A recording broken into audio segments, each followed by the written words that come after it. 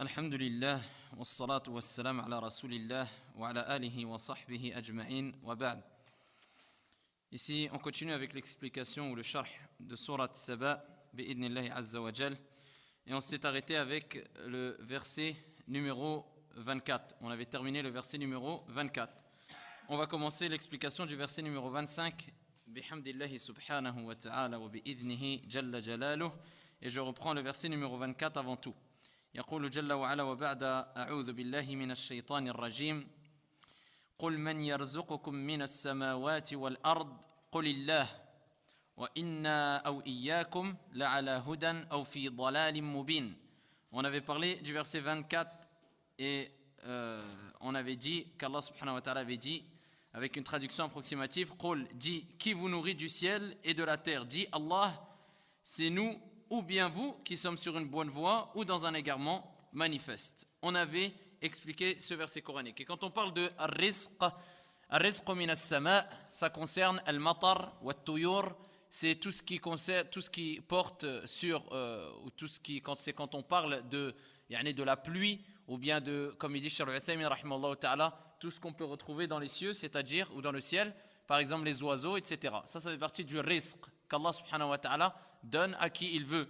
Par exemple, on sait très bien que quand il pleut, la pluie apporte un rizq pour l'être humain. À titre d'exemple, la boisson, d'accord? Ou alors, ici, on sait très bien que ici, les légumes, etc., ou alors les fruits, etc., ont besoin de la pluie qu'Allah subhanahu wa ta'ala fait tomber du ciel. Donc c'est un rizq. Il y a aussi les oiseaux dont on se nourrit. On se nourrit d'oiseaux. Et les oiseaux, en général, ils sont où? On les trouve ici, ils volent dans le ciel. Donc c'est un rizq aussi de la part d'Allah Azza wa Jal. Le rizq concernant ce qu'on peut trouver ou alors ce qu'on peut trouver sur la terre. Ici, il y a plusieurs types de rizq. Par exemple, à titre d'exemple, la nourriture tout simplement. Toute nourriture qui provient de la terre, c'est un rizq, c'est une subsistance d'Allah subhanahu wa ta'ala aussi. Et les savants ont élargi le terme rizq et ils disent que rizq, c'est tout bienfait qu'Allah Azza wa Jal donne à l'être humain, à l'insan. Donne à l'être humain, c'est-à-dire une femme pieuse, c'est un rizq, d'accord? Az-zawjatu as-saliha rizq, al-ilm rizq, d'accord? Al-iman rizq, at-taqwa rizq, comme قال العلماء, tout ça, tous les bienfaits qu'Allah Azza wa Jal donne aux serviteurs ou peut donner à l'être humain, c'est une subsistance, d'accord? Et c'est un bienfait de la part d'Allah subhanahu wa ta'ala. Et celui qui veut accroître ici ses bienfaits ou voir accroître ses bienfaits sur lui, il se doit de craindre Allah Azza wa Jal. Et Allah Azza wa Jal le montre quand il dit dans le Coran al-Karim وَمَنْ يَتَّقِ اللَّهِ يَجْعَلْ لَهُ مَخْرَجًا وَيَرْزُقْهُ مِنْ حَيْثُ لَا يَحْتَسِبُ. Celui qui craint Allah Azza wa Jal, on va lui donner des issues favorables et lui donner son risque, d'accord? C'est-à-dire sa subsistance, d'où il ne s'attend pas, d'accord? Et on a dit la subsistance ce n'est pas que la nourriture, c'est l'argent, c'est la santé, c'est la foi, c'est le taqwa, c'est l'yaqin, c'est l'iman, c'est l'ilm, c'est la femme vertueuse, la femme pieuse, etc. Tout ça fait partie du rizq, clair. On passe au verset numéro 25, bi'idnillahi azza wa jalla. Allah subhanahu wa ta'ala, il dit dans le verset numéro 25, قُلْ لَا تُسْأَلُونَ عَمَّا أَجْرَمْنَا وَلَا نُسْأَلُ عَمَّا تَعْمَلُونَ. Allah subhanahu wa ta'ala, il dit, vous ne serez pas interrogés sur les crimes que nous avons commis. D'accord? Vous ne serez pas interrogés sur les crimes que nous avons commis. Et nous ne serons pas interrogés sur ce que vous faites. Et ce verset coranique nous renvoie à la parole d'Allah subhanahu wa ta'ala, ila qawlillahi jalla wa ala, wa la taziru waziratun wizra ukhra. Et personne ne portera le fardeau d'autrui au jour de la résurrection. Wa la taziru waziratun wizra ukhra. D'accord? Ça nous ramène ici où ça ressemble dans le sens au verset coranique où Allah Azza wa Jalla dit personne ne portera le fardeau d'autrui au jour de la résurrection. Ibn Kathir rahimahullah ta'ala wa ghayru min ahli al-ilm, ils ont cité ici pour rejoindre ce verset coranique la parole d'Allah Azza wa Jalla quand il dit bismillahir rahmanir rahim qul ya ayyuhal kafirun la a'budu ma ta'buduna wa la antum 'abiduna ma a'bud. Al-ayat où Allah Azza wa Jalla rappelle que ici le dialogue entre les musulmans et les incroyants, c'est-à-dire ici chacun a son parti. Clair? Nous adorons pas ce que vous adorez pas ce que nous adorons dans Surat Al-Kafirun. Ala kulli hal, Allah Azza wa Jalla rappelle ici que ici nous on ne portera pas le fardeau d'autrui au jour de la résurrection. Clair? Nous, de façon générale, avant tout ça concerne ici les personnes qui ont cette conversation avec les associateurs, mais c'est aussi pour tout l'ensemble de la communauté.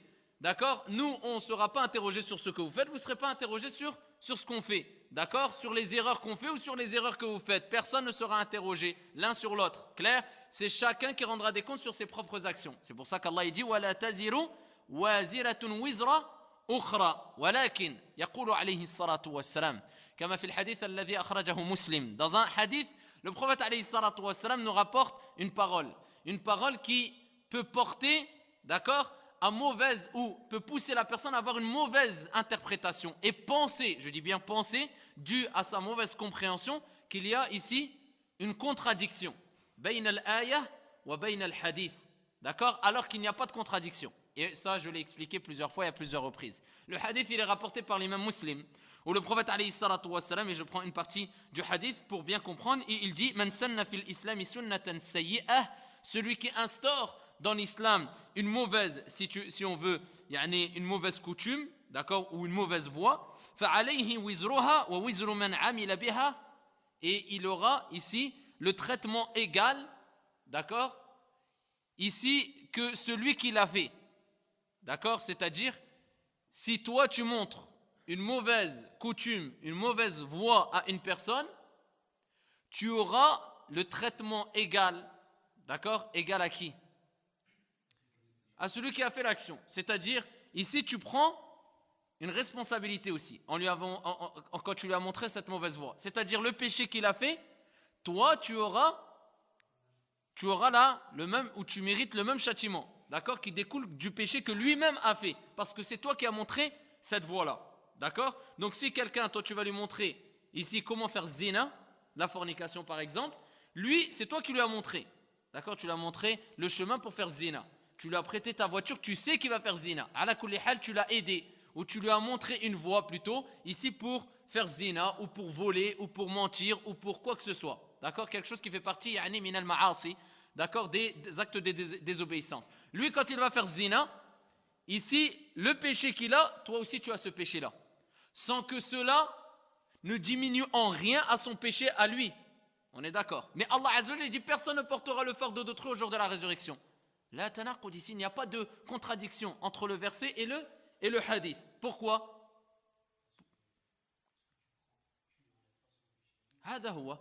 Tu lui enlèves pas son péché à lui.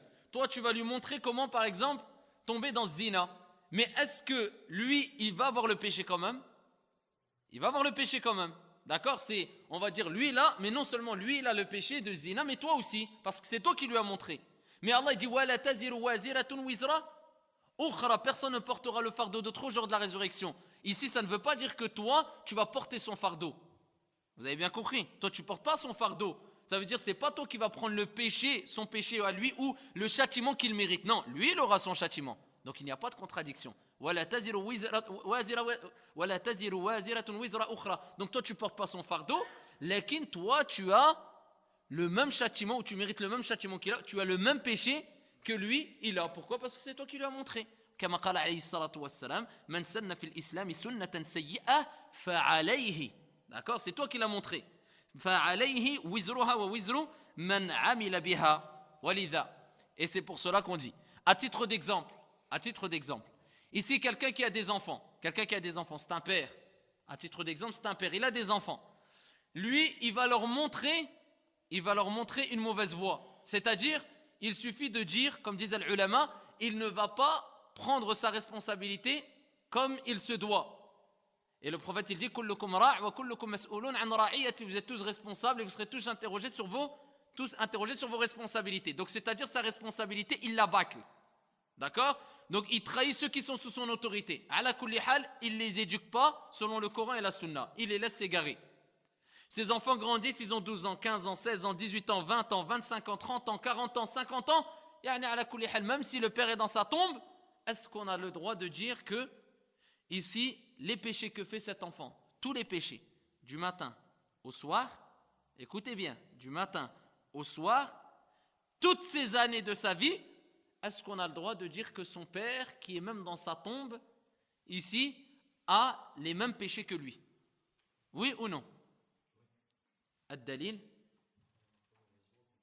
خلاص كما قال عليه الصلاة والسلام في الصحيح مسلم من عمل أو من سن في الإسلام سنة سيئة, celui qui montre, d'accord, qui indique ici, d'accord, qui inculque une mauvaise voie, d'accord, une mauvaise voie dans l'islam, une mauvaise voie, ici, il porte la responsabilité, elle a le traitement égal de celui qui l'a fait. Donc ici, c'est pour rappeler l'importance ici de l'éducation des enfants, l'importance des responsabilités, mais aussi la gravité de façon générale, de montrer une mauvaise voie. Ce n'est pas un jeu. Donc on voit, et c'est pour ça qu'on le répète souvent. D'accord? Tu peux montrer une mauvaise voie. On est d'accord? Tu vas montrer à quelqu'un comment faire zina, comment voler, comment faire al-fitan, comment faire du mal à une personne, comment tuer, comment. Tu vas montrer des mauvaises voies. Lakin c'est une mauvaise voie. Il va tuer, khlas, intaha al-amr. Il va faire zina, intaha al-amr, khlas, la chose est terminée. Il va une chose. Mais imagine toi ton enfant, toute sa vie, il va faire zina, la fornication, le vol, le mensonge. Il va faire que toute sa vie. C'est toi qui prends, ici tu as la rétribution égale de ce qu'il fait. Pareil, clair? Pour ça, les savants ils mettent l'accent sur l'éducation des enfants quand ils parlent de ce hadith souvent. Parce qu'ils disent que là, ce n'est pas un péché que tu vas prendre, ce n'est pas 10, c'est des centaines et des centaines. Sauf si tu as éduqué tes enfants comme il se doit. D'accord? Sauf si tu as tiré ta responsabilité. C'est-à-dire tu as fait l'effort. D'accord? Tu as fait l'effort autant que tu pouvais, selon tes capacités, selon ton niveau religieux, mais tu as fait le maximum d'efforts. Tu as invoqué Allah subhanahu wa ta'ala pour qu'il guide tes enfants. Rabbana hab lana min azwajina wa dhurriyyatina qurrata a'yun waj'alna lil muttaqina imama. Tu as fait les invocations qui sont citées dans le Coran al-Karim. Tu as fait dua pour qu'Allah azza wa jalla il guide tes enfants. Tu as éduqué tes enfants selon le Coran wa sunna bi fahmi salaf al-umma. Tu as tiré ta responsabilité à la kulli hal, que ça soit la femme ou l'homme. Bi idnillahi azza wa jalla, même si ton fils est un alcoolique, khlas. Donc qu'est-ce qu'on dit ici à ce moment-là pour ce père-là? Qu'est-ce qu'on va lui dire? Qu'est-ce qu'on va lui dire? Vous avez compris? Personne ne portera le fardeau d'autrui au jour de la résurrection. Là, tu peux lui dire khlas. D'accord? Parce que est-ce que c'est le bon contexte de lui dire? Oui, pourquoi? Pour lui rappeler khlas. Tu ne vas pas prendre son fardeau au jour de la résurrection. Pour lui dire khlas, il y a pas de. Toi, tu n'es pas concerné par le hadith. Parce que toi, tu n'as pas montré de. Donc, toi, on s'arrête avec le verset coranique. Clair? Donc, ça dépend. Ça dépend. Et comme je répète souvent, dans un sujet, on ne travaille pas qu'avec un hadith, ou avec un verset, ou avec une qa'ida, avec une règle. Abadan. On travaille avec l'ensemble et on met chaque chose dans sa place, dans son contexte. D'accord? Et chaque personne, ici, est concernée ou peut être concernée, d'accord? Soit par, ou une personne peut être concernée, on doit lui citer le verset et le hadith. Une personne, ça suffit de lui citer simplement le verset. Parce qu'on sait très bien que lui, il a fait tout ce qu'il fallait ici pour guider son enfant. Ala sabil al-mithal. À titre d'exemple, on cite l'exemple de qui? Nuh, alayhi salam. D'accord? Qui fait partie parmi les plus grands prophètes. Nuh, alayhi salam. Son fils n'a pas voulu le suivre. Et il est tombé dans la mécréance, el kufr. Nuh, un prophète. Donc ça, il y a des exceptions. Ça ne veut pas dire parce que toi, tu es un savant, alim, ou alors toi, tu es un homme pieux, rajulun salih. Même si tu n'es pas alim, tu peux être un homme pieux. Que ton fils, obligatoirement, dans tous les cas, il va être vertueux. Et tu vas dire, s'il n'est pas vertueux, c'est que le père est mauvais. Non, il y a des exceptions et c'est des épreuves. C'est des épreuves tout simplement. Nuh alayhi salam. Donc lui, qu'est-ce qu'on dit concernant le statut de Nuh ou le cas de Nuh?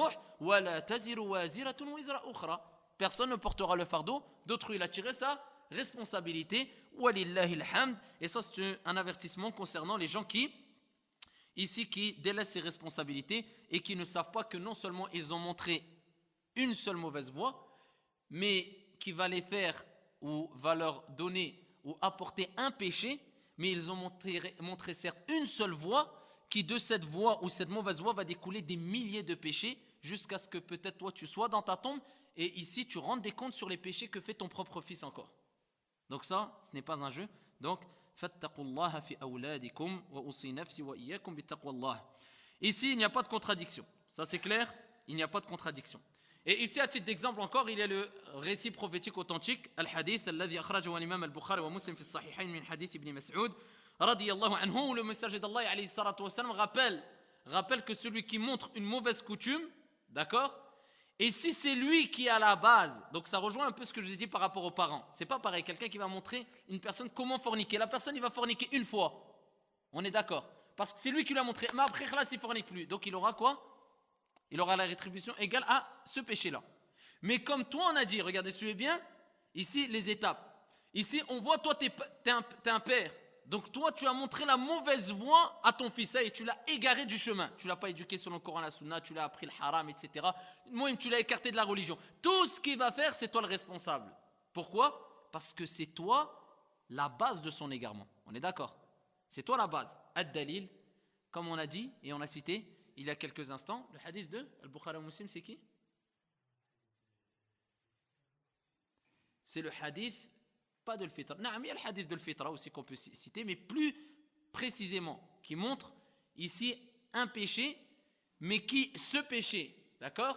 Ici, ou une mauvaise voie qui a fait que la personne va endosser tous ceux qui ont suivi cette voie jusqu'au jour de la résurrection. Qabil et Habil. On a l'histoire de Qabil et Habil. Qabil, fahuwa al-qatil. Donc utilisez, rappelez-vous de al-qaf. Qabil, c'est lui qui a tué. D'accord? Donc Qabil et Habil, les deux frères. Donc Qabil, c'est lui le premier qui a institué cette voie, si on veut, cette sunna. D'accord? Et ici, le prophète alayhi salam, il dit dans le hadith rapporté par le Bukhari Muslim, chaque fois qu'une âme est injustement tuée, à chaque fois qu'une âme est injustement tuée, le premier fils d'Adam, alayhi salam, yani Qabil, en assurera une part de responsabilité, puisqu'il est le premier à recourir au meurtre. Imaginez, c'est lui le premier qui a montré cette mauvaise voie. Donc tous ceux qui vont tuer des gens injustement, jusqu'au jour de la résurrection, ici c'est Qabil, il a une part de responsabilité, il a le péché à chaque fois aussi. Vous imaginez? Donc ça c'est le fils de qui? De Adam alayhi salam, celui qui a vécu au paradis. C'était un grand, certains avec différence, ala kulli hal, min ahli al-iman qal, c'était le premier prophète.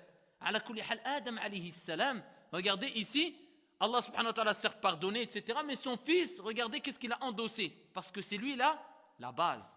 Toi, ton fils, on te donne entre les mains un disque vierge, si tu veux, une personne innocente. Et comme il dit l'akh par rapport au hadith sur la fitra, le prophète il a dit tout enfant né sur la fitra. Clair? C'est-à-dire sur l'islam. Comme ils ont expliqué le hadith, les savants, le fitra, ici dans ce contexte-là du hadith, c'est sur l'islam. Tout enfant. Et c'est ses parents qui font de lui un juif, un chrétien ou bien un mazdéen, un adorateur du feu. Donc c'est qui est responsable? C'est les parents.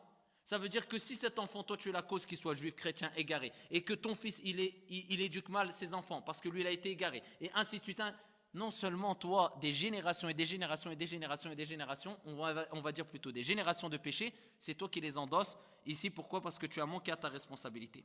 Clair? Et c'est pour ça qu'Allah Azza wa Jalla dit Ya ayyuhalladhina amanu qu anfusakum wa ahlikum nara. Ô vous qui avez cru, préservez vos personnes ainsi que vos familles du feu. Al-Imam An-Nawawi rahimahullah ta'ala, il dit sur le hadith concernant Qabil, d'accord, al-Qatil, celui qui a tué. L'Imam An-Nawawi rahimahullah ta'ala, il dit ce hadith constitue l'un des fondements de l'islam. Cela signifie que celui qui introduit une mauvaise innovation assumera la responsabilité de sa perpétuation par d'autres jusqu'au jour de la résurrection. D'accord? Donc il faut faire très attention par rapport à ça. Khalas. Donc on a cité le verset numéro 25 dit vous ne serez pas interrogés sur les crimes que nous avons commis et nous ne serons pas interrogés sur ce que vous faites. Clair? Et donc on a expliqué ce verset coranique. Le verset numéro 26.